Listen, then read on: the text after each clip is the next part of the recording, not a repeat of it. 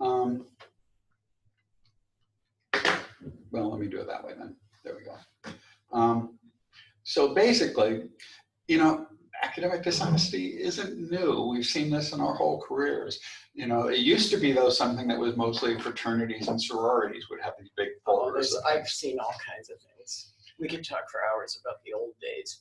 But it's become much more efficient and easier for people to find things, because it used to be things would only be shared locally with local files from instructors, but now you can find them anywhere in the world, and it's easier. And there are all the places where they're uploading syllabi, and they're uploading test items, they're uploading homework. And they're also uploading graded examples of those Yes. things. So any work that students submit and you get back to them, which you should get back to them, is likely to appear. And students, that's why you have to keep changing your essay topics. You need to, and people don't do that often enough. You know, one argument is it does provide more equitable access. It used to be something. Now this is a slideshow of yours. Yes, and I think it's in the folder. I believe, I'm not positive. In the folder. That's a folder right there, or is that a document? This is just that website you told me about. Oh well, yeah, but I think it's a Google Doc, and I think I linked to the slideshow. If not, I can. Oh dear. Oh dear, I lost it. The back button should take you back to it, though. Yeah.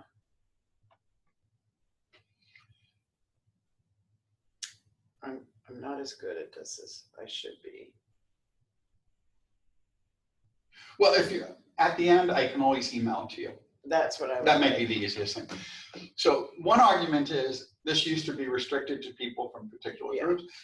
If some students are going to have access to old exams and materials, it's probably better that everyone have this.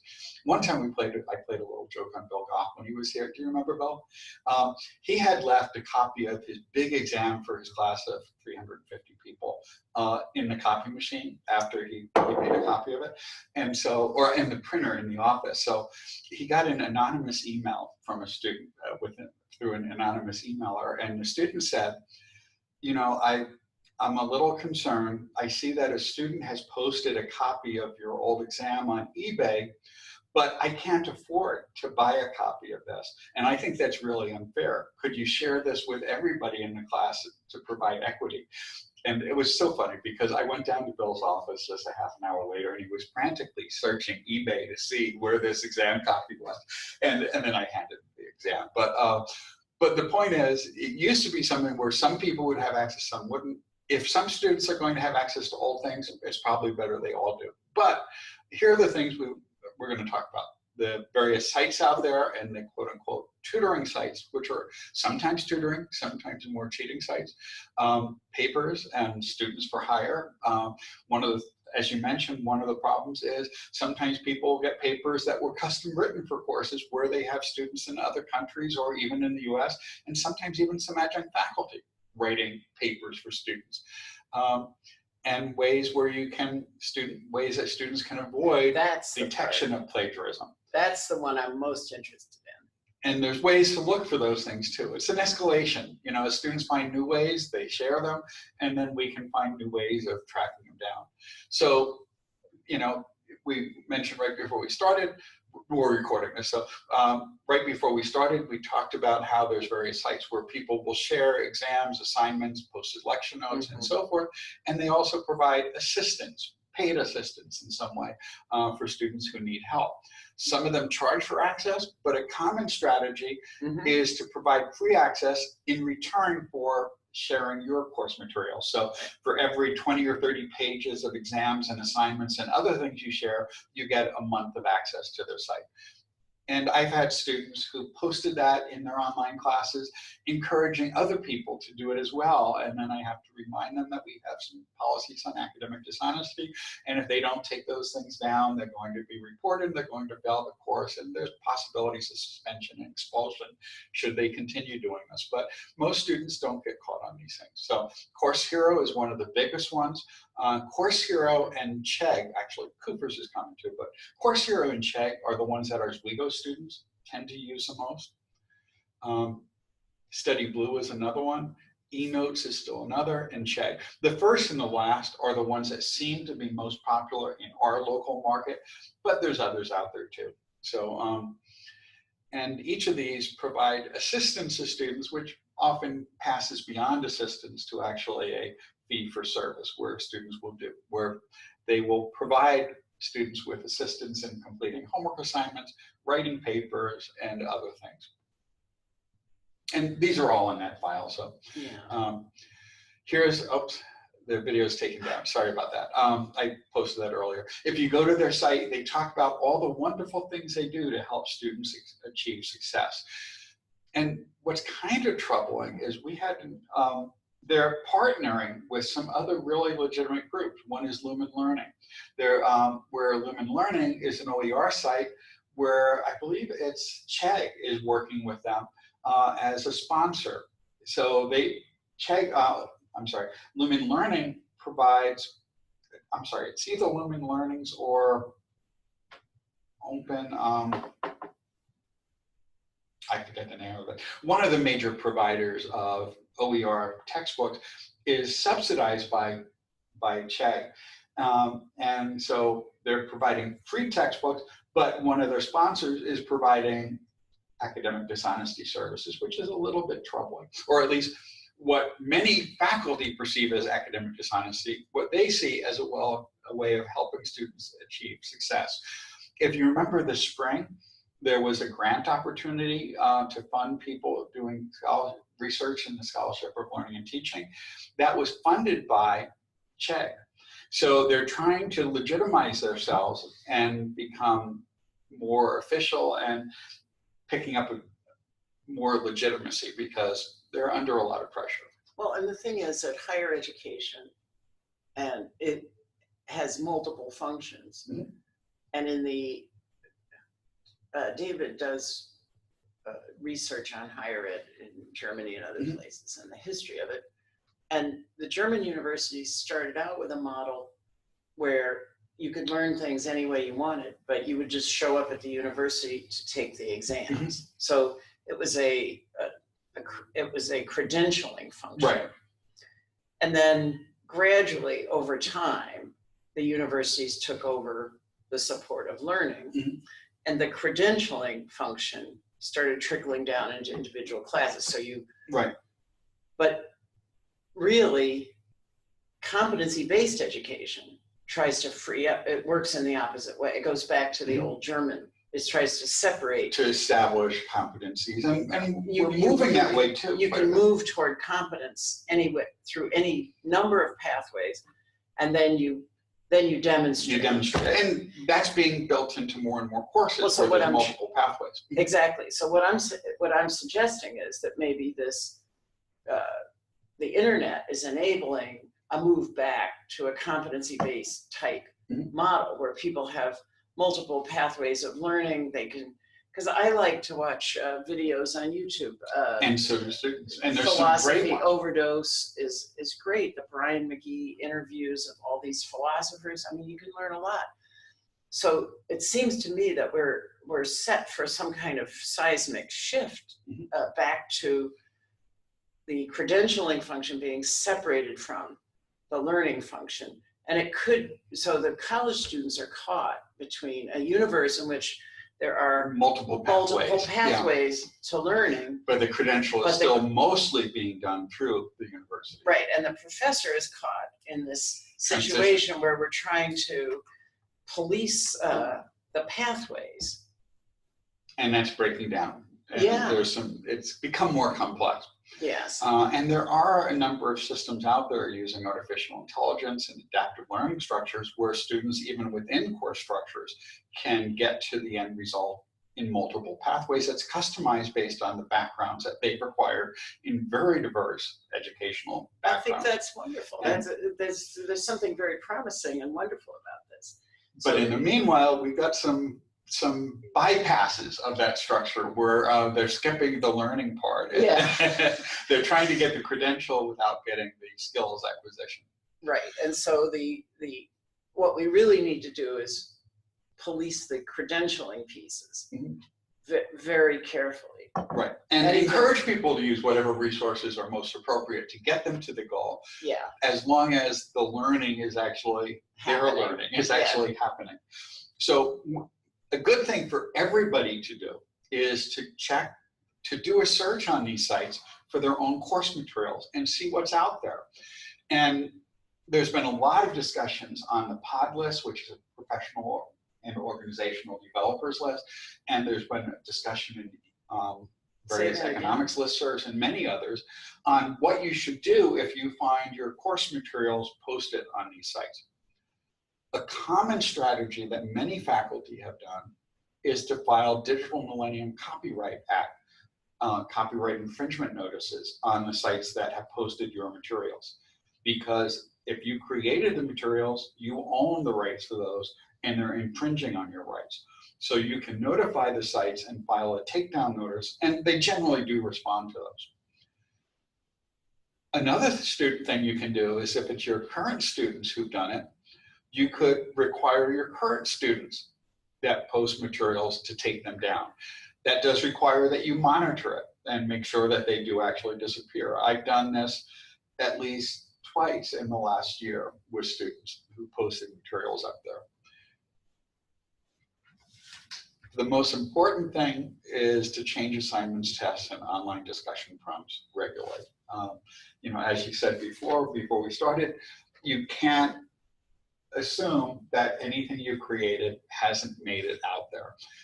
If students have access to tests or assignments, or you give it back to students, which of course you should be giving students back feedback, there's a very high probability that some of that material will end up back online and be available to other students. So you have to modify your assignments. You have to use new prompts. You have to use things that it's very difficult to find online. One of the things that I found many times is I've created some online assignments where I ask students to read an article, usually something recent or a blog post or something similar, or to watch a YouTube video or listen to a podcast, and then to use material in the course to analyze that. So they can't find it out there, but they'll often take documents that are completely unrelated that just happen to have the keywords and copy and paste it in. And I'll respond to them. You know, this might be a pretty good answer if the question had been different. You have not answered this question, so you're getting a 0. Don't do that. You know, use the materials from the course to analyze this material. So you have to be really careful and constantly change your material. Yeah, we've all learned that. Well, we haven't though. There are some people who've given the same assignments and the same tests every semester for years, and it's got to stop. I mean, it was never a good practice, but now it's an extremely bad practice. And as I've suggested, that if you have online assignments and online classes, just make sure you use current information.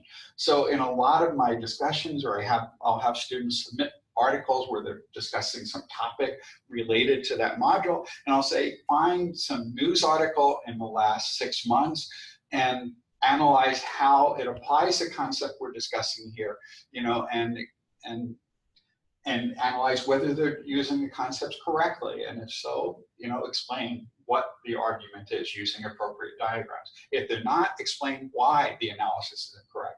And as long as it has to be something that was newly created, they can't find earlier versions of it, or at least not the same things. So that helps a little bit. So you can use the same questions as long as the questions are set up in a way where, and these are low stakes, but as long as the questions are set up in such a way so that they can't just submit what other people have done. In terms of plagiarism, there are so many websites out there now that do paraphrasing. One of them is called Paraphrasing Tool.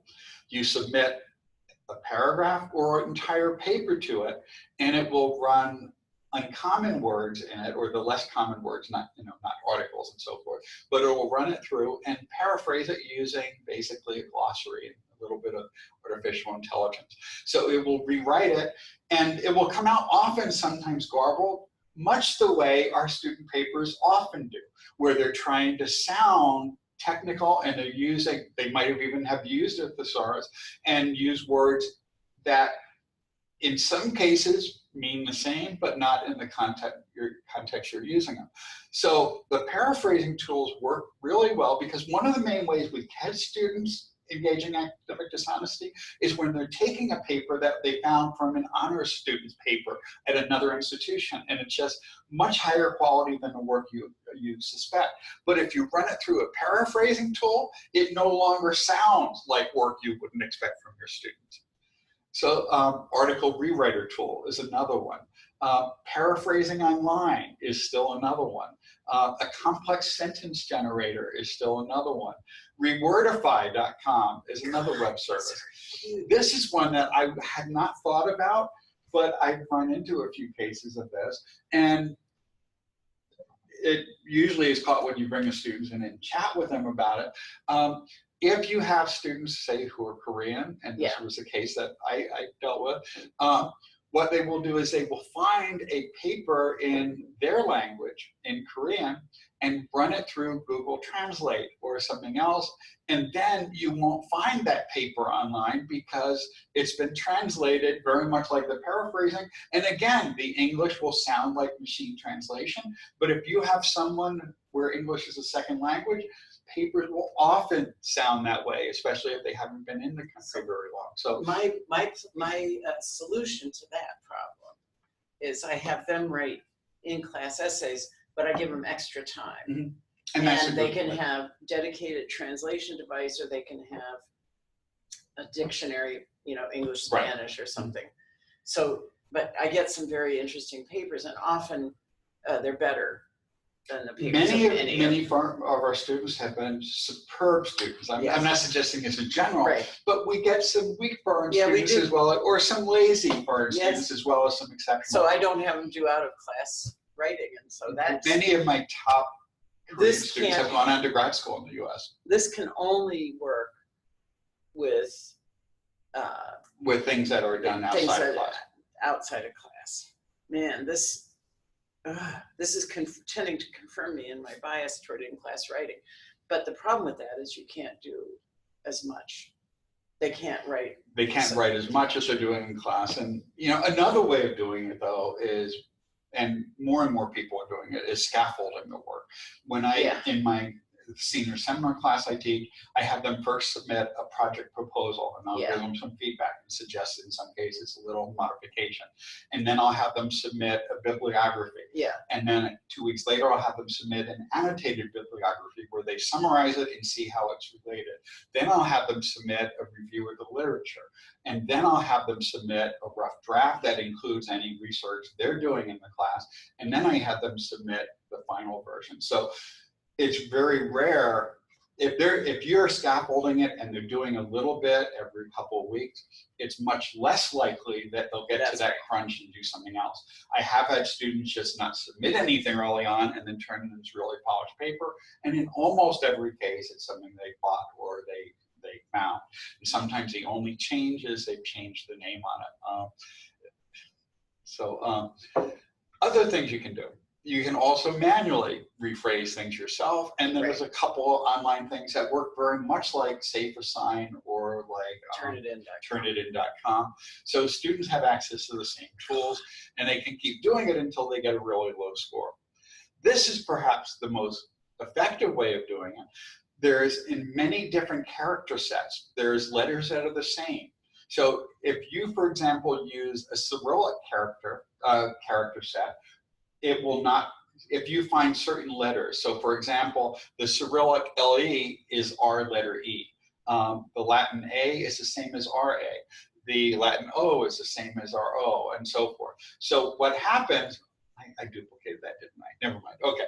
I could plagiarize myself there. But what happens is all they have to do is do a search and replace pattern where they replace every instance of the letter E with the Cyrillic character, with the ASCII code for the Cyrillic character. And then when you do a search, it will no longer find the word because it doesn't match our character set. And a common way of there's two ways of doing this, of finding this. One is, if you see a plagiarism score of 0 or 1 or 2%, it's almost always plagiarized, because anyone who's writing a paper, especially if there's a bibliography and so forth, will find references. At the very least, you'll find the same bibliographic references in other things. And so when you find a 0, it means you may want to look a little bit further.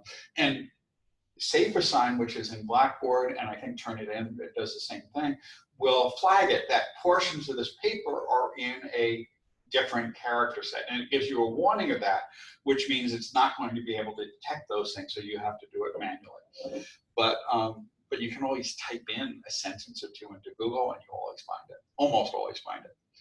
So that was the first point. Just using Google is the easiest way, and you almost always find these things if it's something they copied from down online. Right.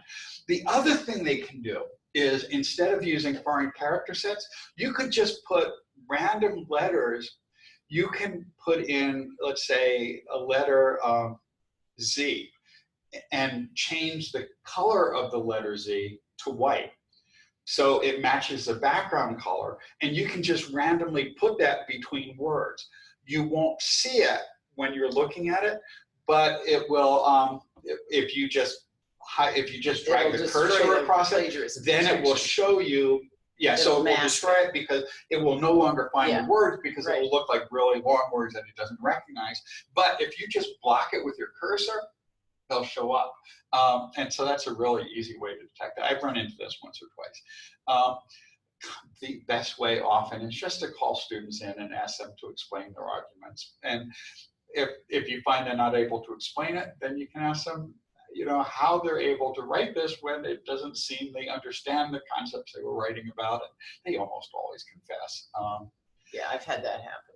The tougher one is this, and that's what we talked about a little before too. Yes. Let someone else do it. Yeah. There's all these adjuncts out there who are dramatically underpaid by colleges, and there was someone who wrote about it in the Chronicle, someone in the years ago, just 2 or 3 years ago, actually, where they talked about one of their jobs was just writing term papers for pay.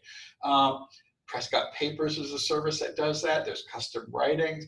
GradeMiners.com, TermPaperCustom.com, Writers Per Hour. There's many out there. These were a few months ago. There's probably even more now. Some they disappear and new ones appear. But there's a lot of people in India where wages are really low, and they have a really good educational system, and it's a nice way for college students or grad students or well-educated people to make some extra money. So we need exit exams that are highly secure. That would be one way of dealing with it. Because then you could just open it up and say, I don't care how you write this, but you're going to be tested. So if you cheat, you're cheating yourself.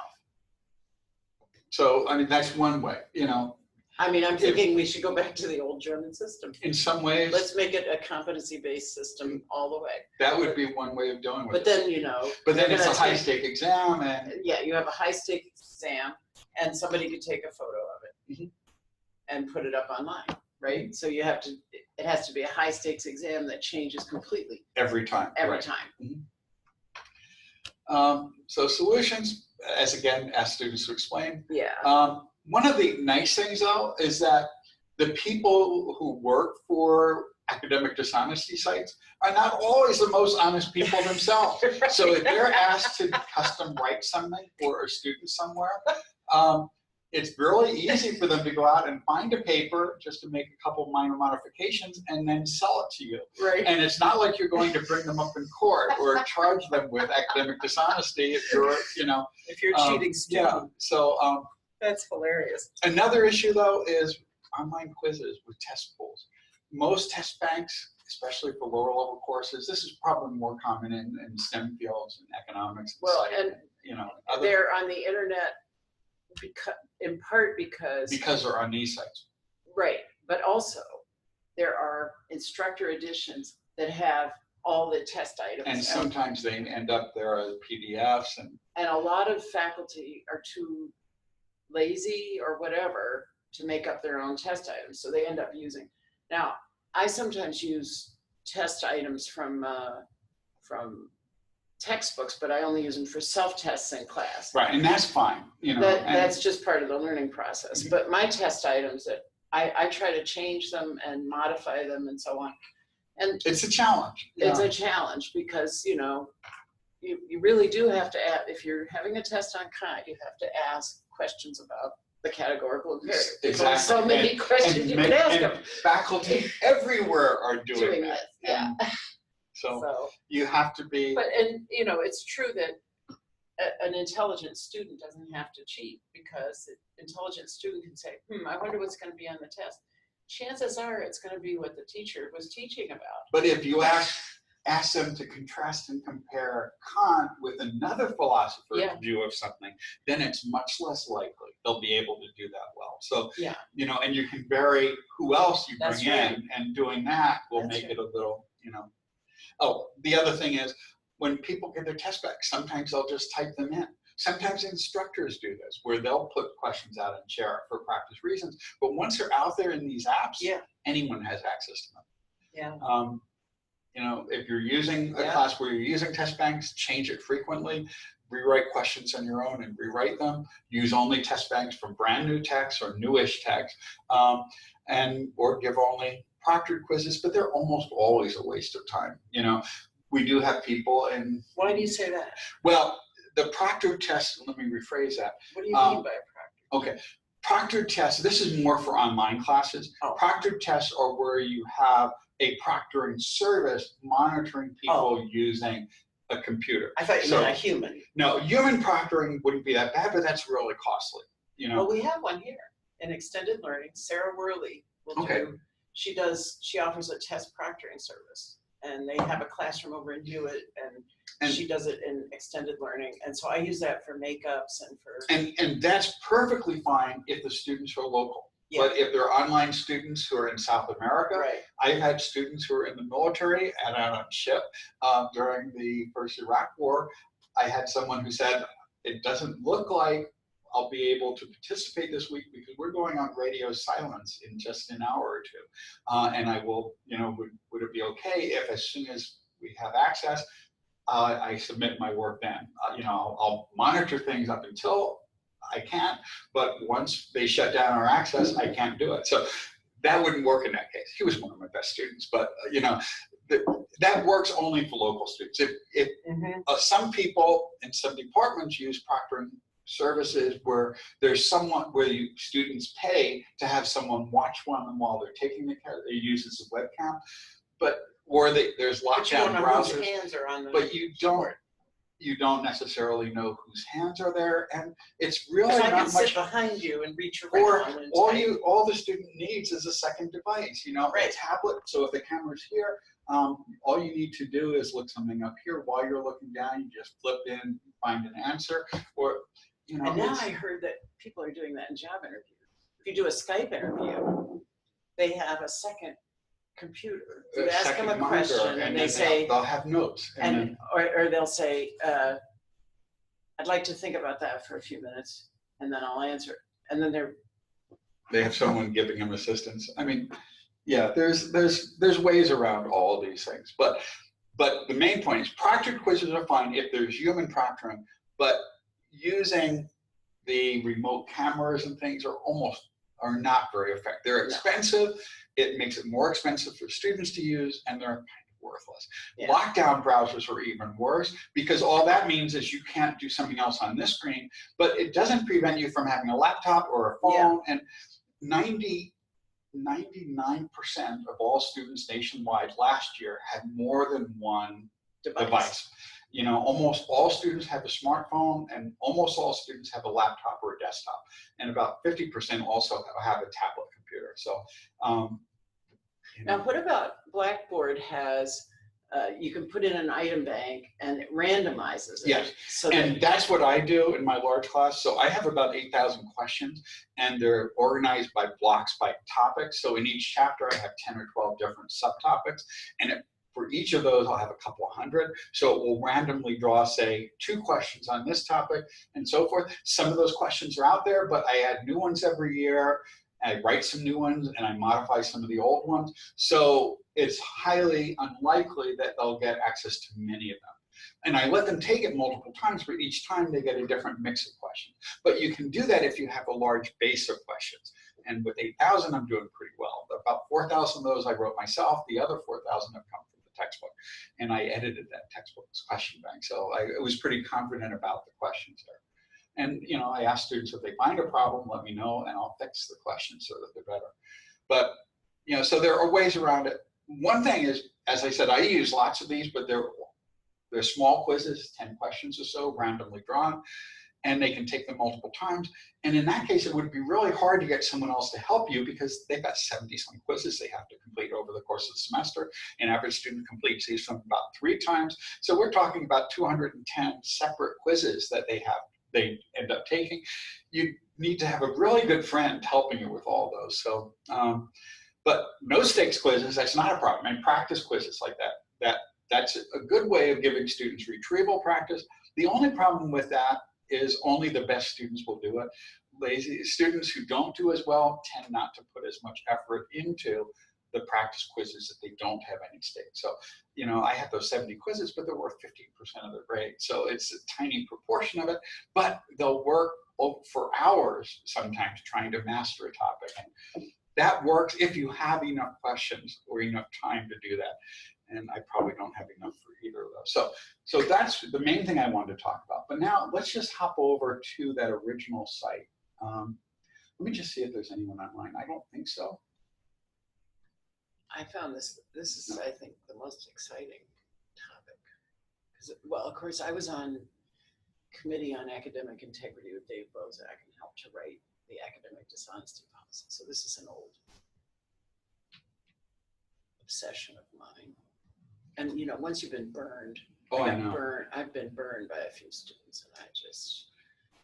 So let's just go to Course Hero and type in Oswego, and let's just see what we find. Yeah, probably I'm here at Gene Chambers. 5,661 plus document results from Oswego, and not all of them will be listed. But let's see if we have anything from you. Yeah, I think I did check this. Somebody's now it's often not listed by instructor, but it will often be listed by course. So it looks like what people posted there are mostly just, well, it looks like they're mostly just like readings or something. And it's not really, and it could be someone else too. Yeah. Let me just tell you this, Echo 101 Oswego to see. No matches. Can you do PHL 205 Oswego? You might have to actually search by school because it doesn't seem to be finding them. They may have changed. Oh, here, school. So for the school, we put in Oswego. There we go. Okay, and now department, that's, I should have actually read the screen. Right. So let's put in philosophy. And now, do you want to select a course? Sure. PHL. 205. Okay. It doesn't look like it found that. Oh, but it's got 100. Yeah, so let's try 100. But I don't teach 100. I teach 205, and it's looking for Gene Chambers, isn't it? It said that, but why is, oh, maybe that had to be narrowed down because I'm not seeing the name. Reset filters, there we go. There you go. That should do it. There we go. Okay, so one more time. So we'll put in Oswego. Right. And now department would be philosophy. Yeah. And then we can try 205 now. But look at it's. No, but there was a lot. Well, I don't know about a lot, but why is it still putting Gene Chambers up there? I don't know. Because I cleared the filters. I know. Oh, because it's way up here. Oh, that's why. I'm sorry. There we go. One more time. So now, if we search for philosophy, let's see what's available. So 100. Try 100. That's our intro course. It's still going because you didn't reset the filters. You didn't reset. You took away the search term, but you didn't reset. Okay. There we go. It's still looking for it though, yeah, even though it's not. So there, reset filters. One more time. It's still doing it. So their website is not particularly good. Let's try check. Surprisingly enough, let's try check, and that way we won't at least have that buffer there. So we're going to look for philosophy 205. and then as we go. And let's see if that will do it.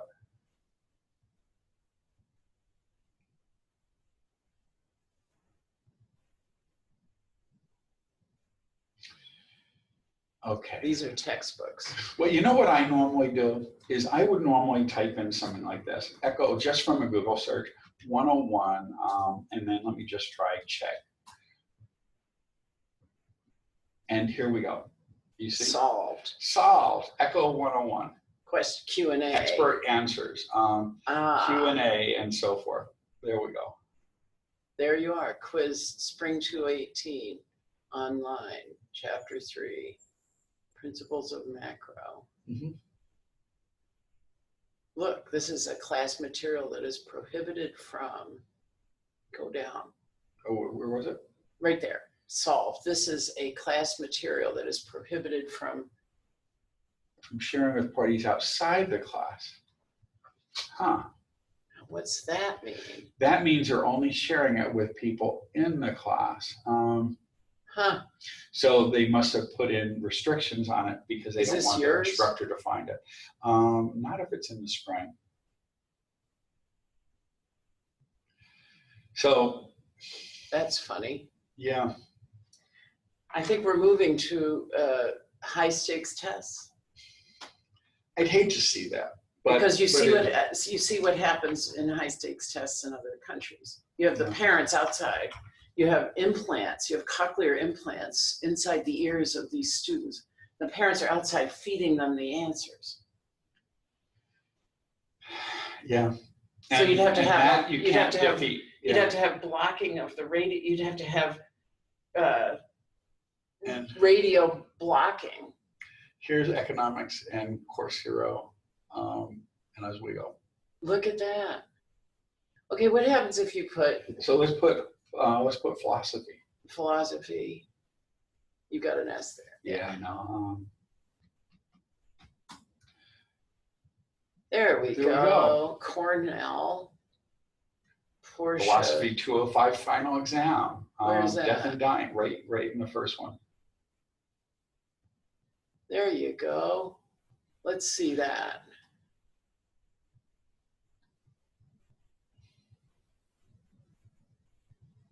All department. Oh, look, there, it's all by department. It's sorted by department. So let's go to philosophy. Boy, they've got a lot. Oh, I know. This is, Chegg and Course Hero seem to be preferred by our students. There's 6 43 documents. Documents in philosophy. There's business ethics. So, oh, that's a good page to know. So we just have 205, 220, and 306. The 205 you asked about, so let's look at that. These are my lecture notes. Yeah, and again, that doesn't do any harm. They have access to that anyway. But an argumentative essay template, no big deal. Q&A. And here I have help with this following scenario I have attached. Please type out question and the answers in the reference page. None of these are mine. Oh, these must be other questions. Okay. There are other. Oh, this is for the topic, not for the course specifically. Well, and also, I'm not the only person who teaches that. And so it could have been someone else. Someone else's. So all they put up, so I don't have any of my tests up there. That's well, let's see. Well, wait. There you are listed, so there's something there. Yeah, it's the lecture notes. Okay, that's probably it. You know, but this is just one site. There's many of them out there, so we can. Yeah, and of course, this doesn't help my students at all. You know why? They got all the lecture notes are right on the blackboard, so that doesn't help. And this is an easy way for them to get access because by uploading it, they get free access to other things. Right. But they also get access to the tutors and help and other things. And I wish this wasn't out there, but. Well, thank you. This has been really helpful.